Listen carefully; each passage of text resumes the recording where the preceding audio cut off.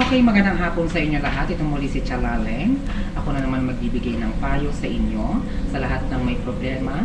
Huwag po kayong mag-atubiling tumawag. Tumawag lang po tayo sa numero na ito sa 294-6115 at syempre sa 0927-545-6942.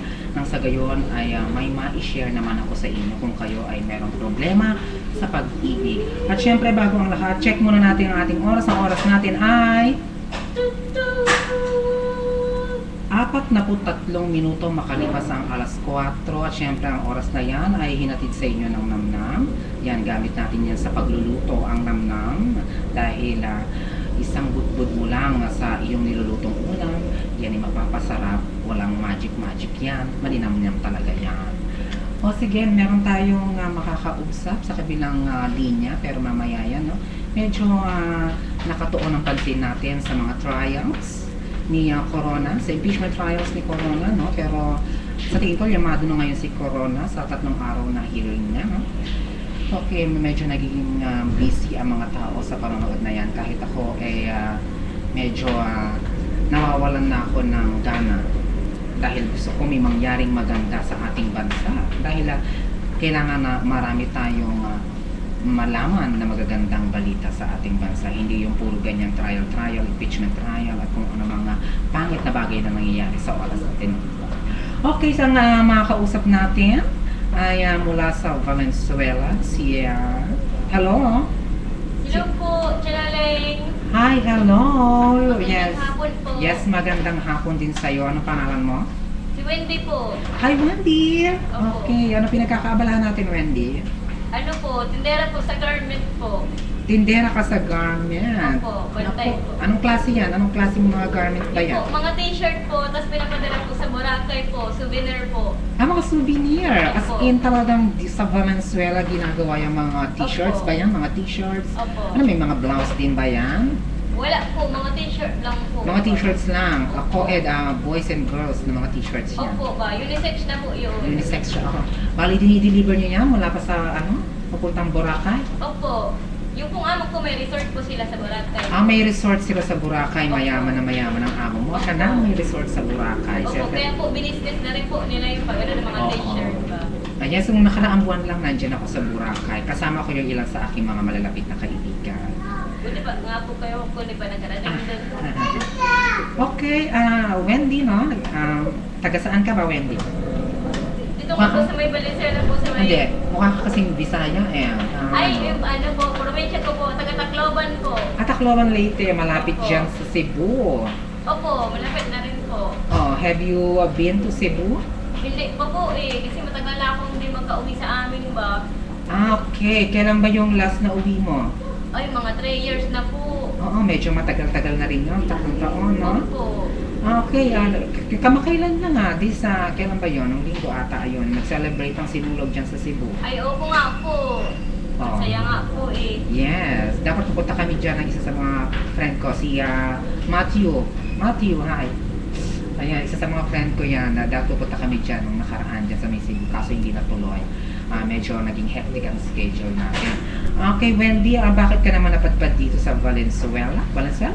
Kasi po, yung nag-aaral ako, yung po palang mga kapatid ko, sinasaktan po ba ng stepfather ko. Mga saktan niya rin po ako, nagsumikap po ako makatapos.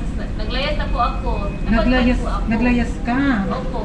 May napadpad po ako Paano dito. naman yung mga kapatid mo doon? Panganay ka ba? Opo.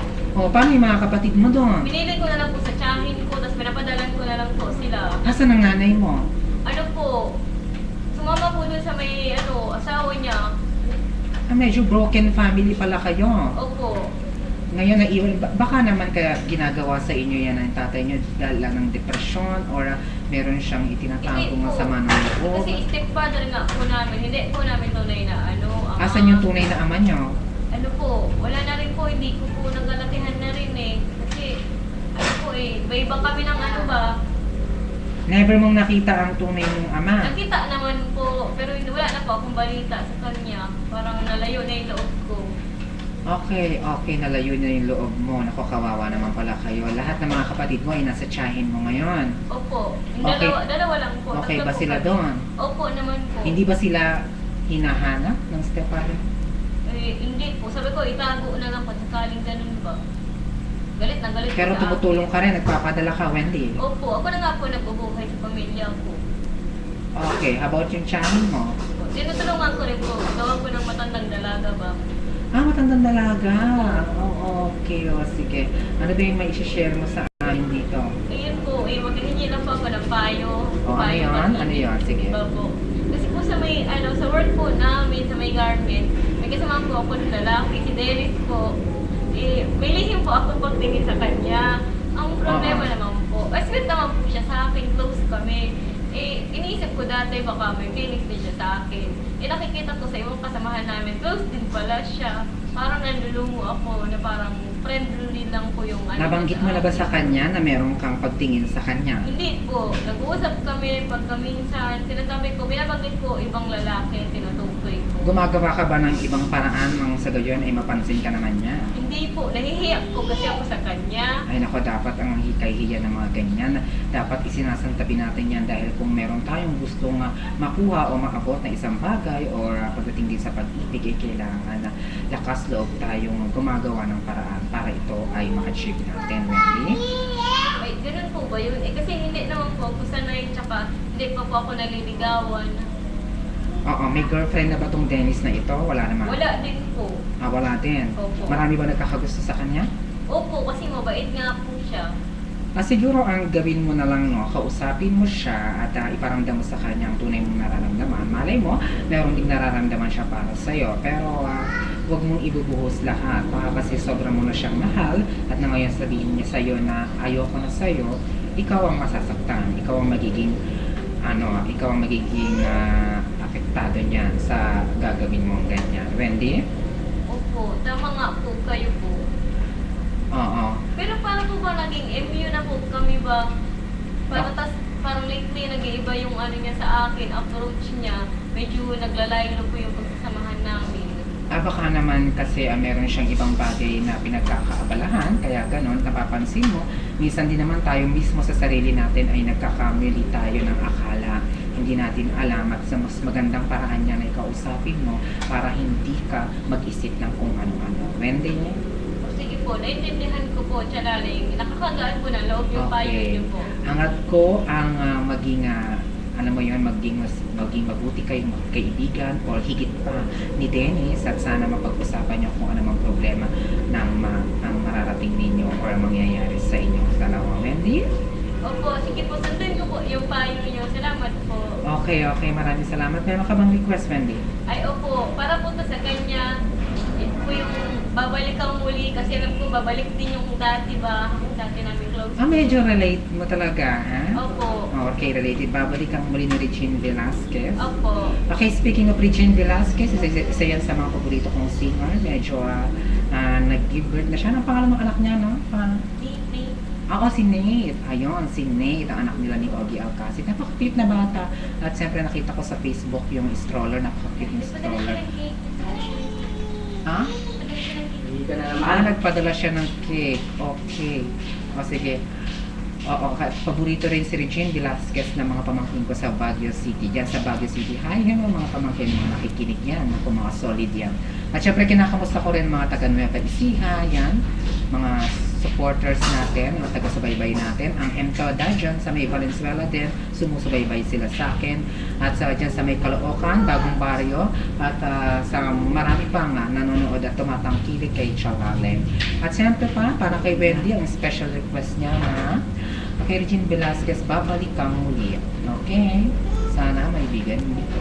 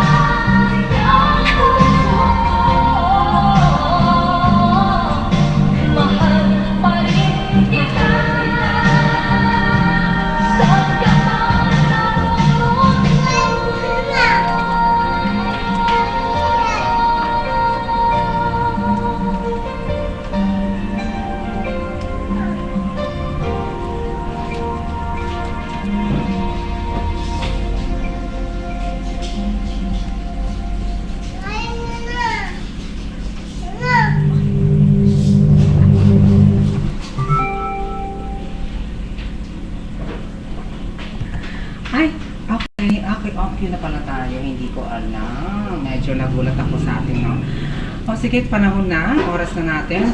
Sige, malapit na tayo magpaalam. Ito ulit si Chalale. Okay. Okay, no? I-check lang natin kasi kanina habang naka-view tayo sa babalikang muli ni Regine Velasquez. Medyo may nabalitaan ako na may breaking news tayo na dyan sa may Tamaraw. Merong tandaan daw dyan ng tren tsaka ng pedicab at tatlo daw ang namataang patay. Nakakagulat yung mga ganyan. Okay, last check tayo ng ating oras bago tayo magtapos. Oras natin ay okay, 58 minuto, makalipas ang alas 4 ng hapon. 2 minuto na lang ang pagsasamahan natin dahil mag-aalas 5 na ng hapon. Muli po, ito si Chalaleng, nag-iiwan sa inyo ng isang maganda at mabuhay tayong lahat sa hapon na ito at naway pagpalain tayo sa ating mga ginagawa. At huwag po natin kakalimutan palagi ang magdasal sa kabila ng mga nangyayari sa atin sa mga panahon ito. Maraming salamat. Muli, ito si Chalane. Nice meeting you all. Hanggang bukas muli sa ating pong program.